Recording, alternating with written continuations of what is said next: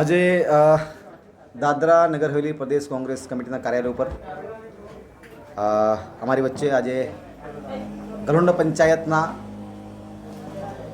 આ વિસ્તારના એક નામચીન ફેસ જે બીજેપી સાથે છેલ્લા 20-25 વર્ષથી સભ્ય રહી ચૂકેલા, જિલ્લા સદસ્યની પ્રત્યાશીમાં રહી ચૂક્યા છે.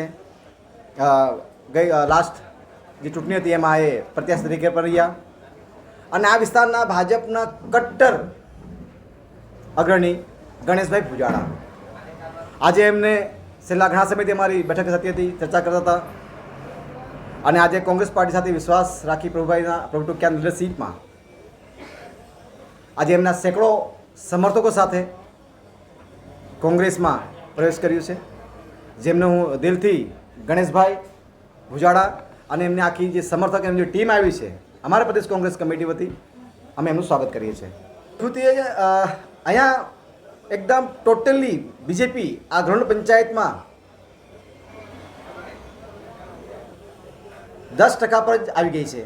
ગણેશભાઈ જેવા મજબૂત જે ભાજપના સૌથી સક્રિય અને ભાજપના ફેસ, એમની આઈડેન્ટિટી ગણેશ ભુજાડા એટલે બીજેપી આ ગલોંડ પંચાયતમાં બીજેપી નામ લેવા એટલે ગણેશ ભુજાડા નામ હોય. જ્યારે એ વ્યક્તિ જ આવી ગયા હોય તો બીજેપી માટે તો અહીંયા સભ્ય શોધવા માટે પણ તકલીફ પડશે.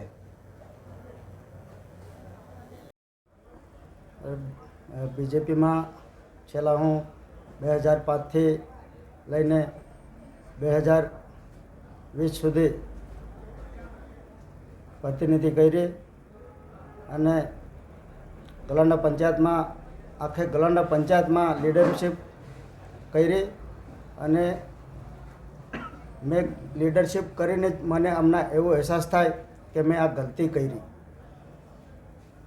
મારા ગામના મારા ગલોંડ પંચાયતને લોકોને આજે જે હાલતથી તેનો ગુનેગાર આ ગણેશ ભુજાડો એવું મને આજે અહેસાસ થાય.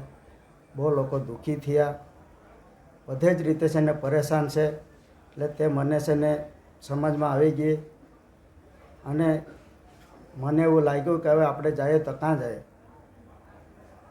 તો કોંગ્રેસ પાર્ટીએ અમારા સમાજમાંથી જ આદિવાસી સમાજમાંથી અને ખાસ કરીને આટલી મોટી કોંગ્રેસ પાર્ટી નેશનલ લેવલની પાર્ટીએ અમારે સમાજમાં, અમારે પરિવારમાં, અમારે ગરીબ સમાજમાંથી પ્રભુભાઈ ટોકિયાને જેવાને જે પ્રમુખ બનાવ્યો હોય ને તેને આપણે જો સપોર્ટ કરીએ તો પછી આપણો બી આ સમાજમાં રહેવાનો કોઈ હક નહીં મળે.